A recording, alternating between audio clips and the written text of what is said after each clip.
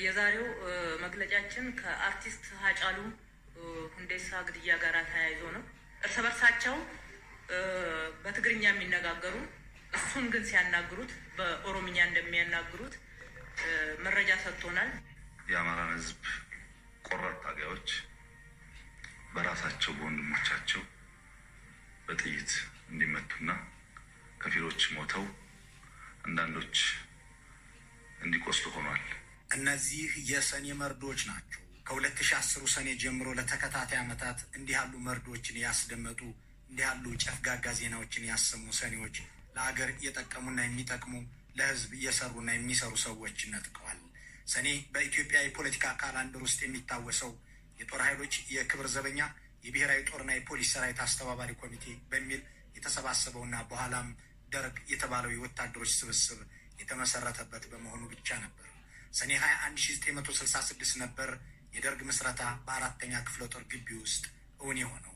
ከዚያ በኋላ ባሉት ዘመናት ሁሉ እስከ ብልጽግና መከሰት ድረስ ሰኔ ከፖለቲካ ጋር የተለየ ጋብቻ አልነበረውም። የብልጽግናው አገዛዝ ግን ትላልቅ ሰዎች የሚገደሉበት፣ የኤታማዦር ሹም ሳይቀር የሚረሸንበት ልዩ ክስተት የሚፈጸምበት ወር አደረገው። በመጀመሪያው ሰኔ የብልጽግናው አገዛዝ እንዳቀነባበረው የሚታመን የቦምብ ፍንዳታ ሴራ በመስቀል አደባባይ ተፈጸመ። በሁለተኛው ሰኔ በባህር ዳር የአማራ ክልል ባለስልጣናት፣ በአዲስ አበባ ኤታማዦር ሹምና ጓደኛቸው ተገደሉ። በሶስተኛው ሰኔ ድምፃዊ ሃጫሉ ሁንዴሳ ህይወቱ ተቀጠፈ። እንዲህ እያለ ሰኔን የፖለቲካ ግድያ መፈጸሚያ ያደረገው የብልጽግናው ዘመን በአራተኛው ሰኔ ደግሞ ራሱ ዓለምን ባነጋገረ ሁኔታ ሽንፈትን ተከናንቦ ከአብዛኛው የትግራይ ክልል ወጣ። በ3 ሳምንት ጨርሼዋለሁ፣ ከዚህ በኋላ የተበተነውን ሰብስቤ ዱቄት አላደርግም፣ ብንዋጋም ባንዋጋም መቀሌ አይመለሱም ወዘተ ሲላቸው የነበሩት ተቃዋሚዎቹ በ8 ወራት ውስጥ አሸንፈውት የተናጠል ተኩስ አቁም አድርጌያለሁ እንዲልም አስገድደውት የመሰረተውን የክልል መንግስትም በእግሬ አውጭኝ ያሸሸበት በዚያው በአራተኛው ሰኔ ነበር። 9 ክልልና 2 ጎረቤት ሀገር አሰልፎ የዘመተበትን ጦርነት በ8 ወር ውጊያ መሸነፉ በዓለም ሚዲያ የተዘገበውና እንዲህ ያለ ወታደራዊ ሁኔታ በጦር ኮሌጅ ውስጥ አዲስ ካሪኩለም እንዲቀረጽ የሚያስገድድ ነው የተባለበት ሁኔታ የተፈጸመው ሰኔ 21 2013 ነበር። እንዲህ እያለ ሰኔን ፖለቲከኛ ያደረገው የብልጽግናው አገዛዝ በሰኔ ወር በፈጸማቸው ወይም ባስፈጸማቸው ግድያዎችም አይረሴ ሆኖ ይዘልቃል። የዘንድሮ ሰኔ ሊጠናቀቅ 1 ሳምንት ቀርቶታል። ሆኖም በሰኔ መርዶ ማርዳት ልማድ ያደረገው አገዛዝ ዘንድሮ ተጨማሪ መርዶ አያሰማን ዘንድ ምኞታችን ነው። በዚህ ዝግጅት ግን በእርግጥ ከሰኔ ግድያዎች ማን ምን አተረፈ የሚለውን እንመረምራለን። ከእነዚያ የፖለቲካ ግድያዎች አትራፊው ወገን ማን ነው የሚለውን ስንጠይቅ የምናገኘው ውጤት ደግሞ ገዳዮቹን መጠኑን ቢሆን ይጠቁመናል። ከሁሉም የሰኔ ግድያዎች በኋላ ጠቅላይ ሚኒስትሩ፣ ሌሎች ባለስልጣናትና ሚዲያዎቻቸው ገዳዮቹንና የግድያውን ዓላማ ክስተቱ በተፈጸመ በጥቂት ደቂቃዎች ውስጥ ወይም ሰዓታት ሲተነትኑ ተሰምተዋል። ለአመል ያህል እንኳን እናጣራለን፣ እንመረምራለን አይሉ። ግድያውን የፈጸመው እንትና የተባለ አካል ነው፣ ጥቃቱን ያደረሰውም እንትና ነው፣ ለዚህም ዓላማ ብሎ ነው ብለው አስቀድመው ይፈርዳሉ። ይህንን የሚያደርጉበት ምክንያትም ነበራቸው። በእነዚያ ፖለቲካዊ ግድያዎች ቤተሰቦቻቸውን ያጡ የሟች ወገኖች የረባ ፍትህ ሳያገኙ የቀሩበት ምክንያት ምንድን ነው? ከጦር መሪ እስከ ድምፃዊ፣ ከፖለቲከኛ እስከ መንገደኛ ለግድያ ካበቁት ከእነዚያ ዜናዎች ጀርባ ያሉት መረጃዎች ምንድን ናቸው? እንመረምራችኋለን። አብራችሁን ቆዩ። መጀመሪያው የሰኔ መርዶ የተሰማው በ16ኛው ቀን በ2010 ዓመተ ምህረት ነበር። ጠቅላይ ሚኒስትሩ ስልጣን በያዙ በሁለተኛው ወር በ22ኛው ቀን የደረሰ ነበር። ገና ምንም ሳይሰሩ ምንም የፖለቲካ አጀንዳም ሳያስተዋውቁ እቅዳቸው ጥፋት ይሁን ልማት፣ ሰላም ይሁን ጦርነት ሳይታወቅ የአዲስ አበባና አካባቢው ህዝብ ወጥቶ ድጋፉን እንዲገልጽላቸው በጥቂት ታማኝ ግለሰቦች አማካኝነት ሰልፍ እንዲካሄድ እንቅስቃሴ ተጀመረ። ሆኖም በወቅቱ የነበሩት የደህንነት መስሪያ ቤቱ ባልደረቦች የጸጥታ መደፍረስ ሊያጋጥም እንደሚችል በመጠቆም ሰልፉ እንዲቀር ጠቅላይ ሚኒስትሩ ለማሳመን ቢሞክሩም አልተሳካላቸውም። የብልጽግናው አገዛዝ የደህንነት መስሪያ ቤቱን ሰዎች ለማሰር፣ የጸጥታ ተቋማቱን ለማፍረስና በራሱ ታማኞች ለማዋቀር የተጠቀመበት ነው የተባለውን የሰኔ 16ን ክስተት የምናገኘው ከዚህ በኋላ ነው። ቦምብ ፈነዳ ከተባለ በኋላ ከጉዳዩ ጋር በተያያዘ ክፍተት አሳይተዋል በሚል የአዲስ አበባና የፌዴራል ፖሊስ እንዲሁም የብሔራዊ ደህንነት አመራሮች ተለቃቅመው ታሰሩ። የአዲስ አበባ ፖሊስ ኮሚሽን ምክትል ኮሚሽነርን ጨምሮ የፌዴራልና የአዲስ አበባ ፖሊስ ኮሚሽኖች አመራሮችና አባላት ከጉዳዩ ጋር በተያያዘ ክፍተት አሳይተዋል የተባሉ 9 ግለሰቦች በሕግ ቁጥጥር ስር ውለው ምርመራ እየተካሄደባቸው መሆኑን የመንግስት ኮሚኒኬሽን ጉዳዮች ጽሕፈት ቤት ኃላፊ ሚኒስትር አቶ አህመድ ሽዴ አስታወቁ። ሌሎችም ክፍተት ያሳዩ አካላት እየተጣራ በቁጥጥር ስር እንደሚውሉም ጠቅሰዋል። ከዚህ በኋላ ነው እንግዲህ የራሳቸውን ታማኞች ከየቦታው እየለቀሙ መሰግሰግ የጀመሩት። ብሔራዊ ደህንነትን ለነ ደመላሽ ገብረ ሚካኤል፣ አዲስ አበባ ፖሊስን ለነ ጄኔራል ደግፌ በዲና አቶ ሀሰን ነጋሽ የሰጡት፣ ፌዴራል ፖሊስ ላይ እነ እንዳሻው ጣሰውን የሾሙት ከዚያ የሰኔ 16 ፍንዳታ በኋላ ነበር። ጠቅላይ ሚኒስትሩ ይህንን እንደሚያደርጉ ደግሞ አስቀድመው ፍንጭ ሰጥተዋል። የቦምብ ፍንዳታውን ያካሄዱት ልምድ ያላቸው ሙያተኞች ናቸው በማለት ዓላማቸውም ይህንን የደስታ ቀኔን ማበላሸት ነው ሲሉ ተናግረዋል። በተጠና በታቀደ መልኩ ሙያን ታግዘው ይህን ደማቅ ስነስርዓት ለማድረስ ለማበላሸት፣ የሰው ሕይወት ለመቅጠፍ፣ ደም ለማፍሰስ ከፍተኛ ጥረት አድርገዋል። ከአንድ ፖለቲካዊ ግድያም ሆነ አንዳች አገራዊ ቀውስ በኋላ ተጠቃሚ የሆነው አካል ብዙውን ጊዜ የቀውሱ ፈጣሪ ራሱ መሆኑን የተለያዩ ክስተቶች ታሪክ ያስገነዝባል። ቦምብ አፈንጂዎች የመንግስት የጸጥታ ተቋማት ባልደረቦች ናቸው ካሉ በኋላ የሰኔ 16ቱን ቀውስ ጠቅላይ ሚኒስትሩ የደህንነትና የጸጥታ ተቋማትን በሳቸው ታማኞች ለመተካትና በኋላም ያሻቸውን ለማድረግ የተጠቀሙበት ነው የሚለው ድምዳሜ ልክ ይሆናል። እናም ከመጀመሪያው ሰኔ ቀውስ ትርፋማ የሆኑት ራሳቸው ጠቅላይ ሚኒስትሩ እንጂ ማንም አይደለም ማለት ነው። የሰኔ 16ቱ ክስተት በተፈጸመ ልክ በዓመቱ ሰኔ 15 ላይ ሌላ መርዶ ተሰማ። የአማራን ሕዝብ ምልክት፣ የአማራን ሕዝብ ቆራጥ ታጋዮች በራሳቸው በወንድሞቻቸው በጥይት እንዲመቱና ከፊሎች ሞተው አንዳንዶች እንዲቆስሉ ሆኗል። ጠቅላይ ሚኒስትሩ ያዘኑ የተከፉ መስለው ይህንን መግለጫ የሰጡት በአማራ ክልል አምባቸው መኮንን፣ እዘዝ ዋሴና ምግባሩ ከበደ ከተገደሉ በኋላ ነበር። የአማራ ሕዝብ ሆይ ምልክቶች የነበሩትን ሰዎች የገደሏቸው የራሳቸው ወንድሞች ያንተ ልጆች እንጂ እኔ አይደለሁም በማለት ገዳዮቹ እነማን እንደሆኑ ጭምር ገና የሟቾቹ አስከሬን ከሆስፒታል ሳይወጣ ተናገሩ። በዚያው መግለጫቸው የተናገሩት ሌላኛው ነጥብ ኢታማዦር ሹሙ ተገድሏል የሚለውን ነው። የጠቅላይ ኢታማዦር ሹሙ ገዳይም እንትና ነው ማለት እስኪቀራቸው ድረስ ተናገሩ። በአማራ ክልል ያጋጠመውን ችግር እና የመፈንቅለ መንግስት ሙከራ በከፍተኛ የኃላፊነት ስሜት ሆኖ እያስተባበረና እየመራ የነበረውን ጠቅላይ ኢታማዦር ሹም በቅጥረኛ የተገዙ የቅርብ ሰዎች አሁን አመሻሽ ላይ የምንወደውን የምናከብረውን ጠቅላይ ኢታማዦር ሹም መሰል ጥቃት ተፈጽሞበታል። በአማራ ክልል መፈንቅለ መንግስት ተሞክሮ እሱን ለማክሸፍ እየሰራ የነበረው ኢታማዦር ሹም መፈንቅለ መንግስት አድራጊዎቹ በገዟቸው ቅጥረኞች ወይም የቅርብ ሰዎች ተገደለ አሉ። በዚህ ንግግራቸው ውስጥ ገዳዮቹ ማን እንደሆኑ፣ ለምን ዓላማ እንደፈጸሙትም አብራርተዋል። ከፖሊስ በፊት መርምረው ከፍርድ ቤትም ቀድመው ፈረዱ። የባህር ዳሩንም የአዲስ አበባውንም ግድያ የፈጸሙት ጄኔራል አሳምነው ጽጌ ናቸው ብለው መገናኛ ብዙሃኖቻቸውና እንደ ንጉሱ ጥላሁን ያሉ የዚያ ሰሞን አፎቻቸው ተናገሩ። ከዚያ ይህንን ግድያ ፈጽመዋል ያሏቸውን ጄኔራል አሳምነውን በሕይወት እንዳይያዙ አድርገው አስረሸኑና በሰበር ዜና አዘገቡ።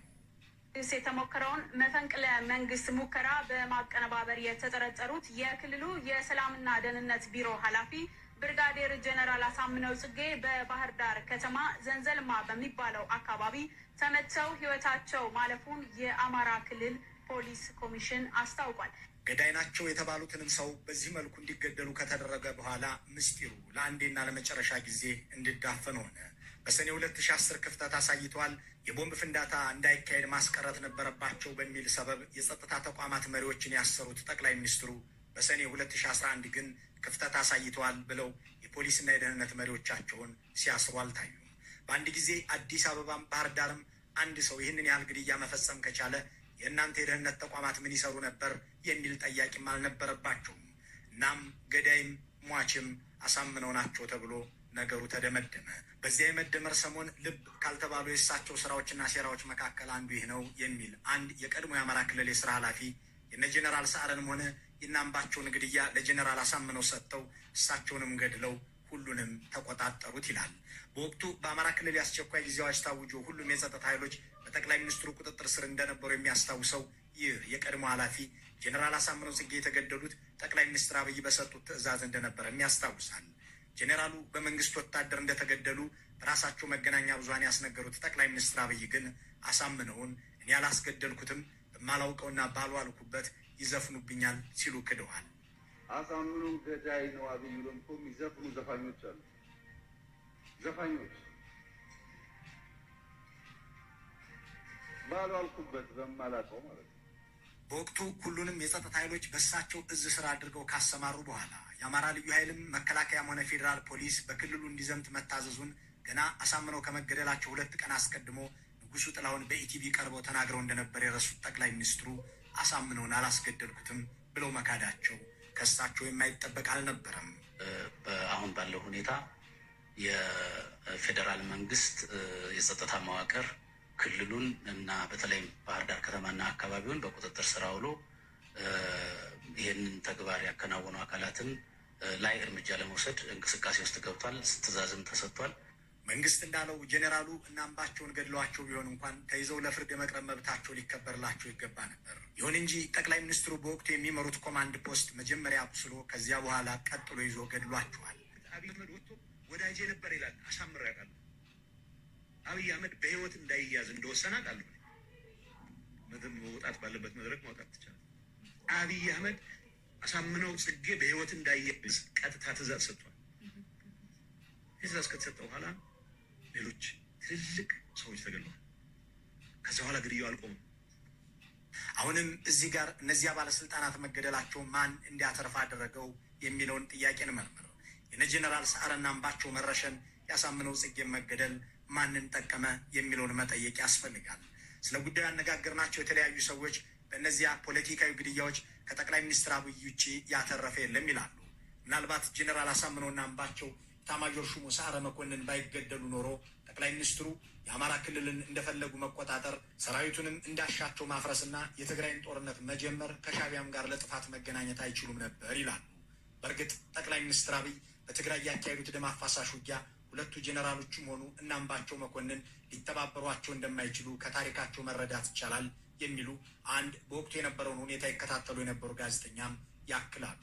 ጄኔራል ሰዓረ በወታደሩ የሚወደዱ በጀግንነታቸውም የተመሰከርላቸው እንደነበሩ የሚያስታውስ አንድ ጡረተኛ ወታደር ደግሞ እሳቸው የሚመሩት ሰራዊት በራሱ ሕዝብ ላይ ሊተኩስ እንደማይችል ስለሚያውቁ ጠቅላይ ሚኒስትር አብይ ልክ እንደ ጄኔራል አሳምነው ኤታማዦር ሹሙንም አስገድለዋቸዋል ሲል ግምቱን ያስቀምጣል። ዶክተር አብይ ጋዜጠኞች ሲጠይቁት ከሰማችሁ ምናልባት ጋዜጠኞች ስለሆናቸው ምን ሰማሁ እኔ በራሴ የነ ጄኔራል ሰዓረ ፍትህ የደረሰ ብለው ሲጠይቁት ያጣራሉ ግን አለ እንዳንድ መስረጃ የተናገረው ግን አለ ሰዓረን ከገደልከው ደውልልኝ ያለው ሰው ግን ይዘነዋል ተባለ። ሰዓረን ከገደልከው ደውልልኝ ያለው ሰው ይዘነዋል። በኋላ ሲሰማ ደግሞ ምን ተባለ? እንደገና ተፈታ። ሰዓረን ከገደልከው ደውልልኝ የተባለ ሰው በምን ምክንያት ነው የተፈታ? በእርግጥ የትግራይን ጦርነት ለማካሄድ የሚያስችሉ ስራዎችን ሲሰሩ ከ2 ዓመት በላይ የፈጁት ጠቅላይ ሚኒስትር አብይ እነዚህ የፖለቲካ ግድያዎች የዚህ ተግባራቸው አካል ነበሩ ተብሎ እንዲገመት የሚያደርጉ ብዙ ነገሮች አሉ። የትግራይ ህዝብ የኢትዮጵያ ጠላት የሆነ ሊገነጠል የሚገባውና ባንዳ የሆነ ነው በማለት ብዙ ተናግረዋል፣ አስነግረዋል። የትግራይን ህዝብ ጽኑ ኢትዮጵያዊነትና ሀገር ወዳድነት የሚመሰክሩ እንደ አሳምነው ጽጌ ያሉ የጦር መሪዎች በህይወት ቢኖሩ ኖሮ ግን አብይ አህመድ የአማራ ክልልን መንግስታዊ መዋቅርና ደጋፊ ልሂቅ ይዘው ወደ ትግራይ ለመዝመት ይቸገሩ ነበር ይላሉ። ለኢትዮጵያ ስናነሳ የትግራይ ህዝብ ጂኦግራፊው ብዙውን ጊዜ ጠላቶቻችን በሰሜን በኩል ይመጡ ስለነበረ የሰሜን ኃይል በመመከት በኩል ከፍተኛ የሆነ ተጋድሎ አድርጎ የቅርብና የሩቅ ወንድሞቹ ከጊዜ በኋላ ነው የሚደርሱለት። ሰው ኢትዮጵያዊነት ከኔ ከአማራዊ ይልቅ ከሌላው ይልቅ ትግራይ ጋር ሲደርስ ውበት አለው። ዛሬ ህዝቡ የሚያውለበልበው ባንዲራ አረንጓዴ፣ ቢጫ፣ ቀይ ትግራይ ጋር ቢሄድ የበለጠ ይደምቃል። እውነተኛ ታሪካቸውን ይሄ ነው። ኢትዮጵያዊነት ከነሱ ነበር የሚነሳው። እንዲህ ያሉ ሰዎችን የበላው የሰኔ መርዶ ባይኖር ኖሮ ምናልባት ጠቅላይ ሚኒስትር አብይ ለስልጣናቸው ማራዘሚያ ምክንያት የሆነው የትግራይ ጦርነት በዚያ መልኩ አይካሄድም ነበር። አማራና ትግራይም አሁን ያዩት መከራ አይገጥማቸውም ነበር የሚል አስተያየት ያላቸው ሰዎች ይህንን የጄኔራል አሳምነውን ንግግር እማኝ ያደርጋሉ።